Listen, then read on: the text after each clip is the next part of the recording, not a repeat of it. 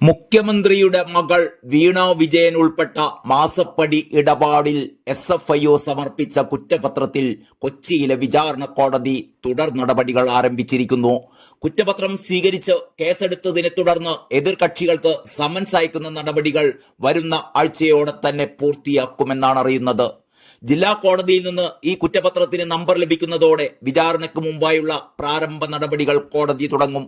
അടുത്തയാഴ്ചയോടെ വീണ T, Sasidharan കർത്ത തുടങ്ങി 13 പേർക്കെതിരെയും കോടതി summons അയക്കും.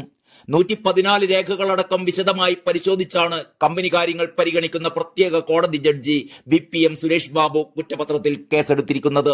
എല്ലാ പ്രതികൾക്കുമെതിരെ വിചാരണ നടത്താനുള്ള വിവരങ്ങൾ SFIO കുറ്റപത്രത്തിലുണ്ട് എന്നും SFIO കുറ്റപത്രം പോലീസ് കുറ്റപത്രത്തിന് സമാനമായി കണക്കാക്കുന്നുവെന്നും വിചാരണ കോടതി ഉത്തരവിൽ വ്യക്തമാക്കിയിരുന്നു.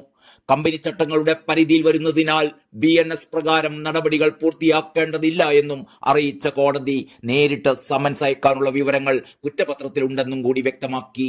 നടപടിക്രമങ്ങൾ പരിശോധിച്ച് തെളിവുകളുടെ അടിസ്ഥാനത്തിലാണ് കേസ് രജിസ്റ്റർ ചെയ്തതെന്ന് വിചാരണ കോടതി ഉത്തരവിൽ വ്യക്തമാക്കിയിരുന്നു.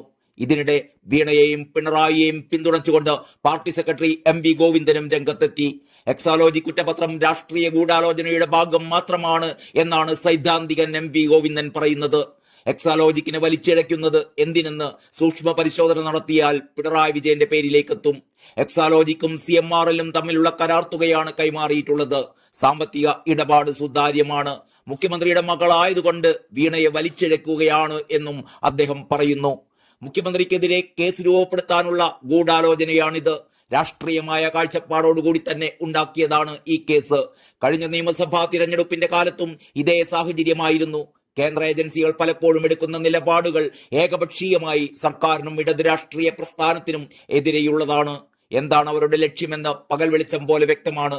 കഴിഞ്ഞ തെരഞ്ഞെടുപ്പിൽ അവർ ഉന്നയിച്ച കാര്യങ്ങൾ എങ്ങനെയാണോ ഇല്ലാതായത്, അതുപോലെ ഇപ്പോഴത്തെ രാഷ്ട്രീയ ഗൂഢാലോചനയുടെ ഭാഗമായുള്ള ആരോപണങ്ങളും ആവിയായി തീരുമെന്ന് MV ഗോവിന്ദൻ പറഞ്ഞു. അതിൽ ഞങ്ങൾക്ക് യാതൊരു സംശയവുമില്ല. കേരളത്തിന്റെ മുഖ്യമന്ത്രിയെ തകർക്കുന്നതിനു വേണ്ടി രാഷ്ട്രീയ ഉദ്ദേശത്തോടു കൂടിയാണ് ഈ നീക്കങ്ങളെല്ലാം. ഫലപ്രദമായി കൈകാര്യം ചെയ്യാൻ ഇടതുപക്ഷ പ്രസ്ഥാനത്തിന് സാധിക്കുമെന്നും അദ്ദേഹം ആത്മവിശ്വാസം പ്രകടിപ്പിച്ചു. തെറ്റായ പ്രചാരവേലയും കള്ളപ്രചാരണങ്ങളും നേരിടുമെന്നും കൂടി MV ഗോവിന്ദൻ പറഞ്ഞു.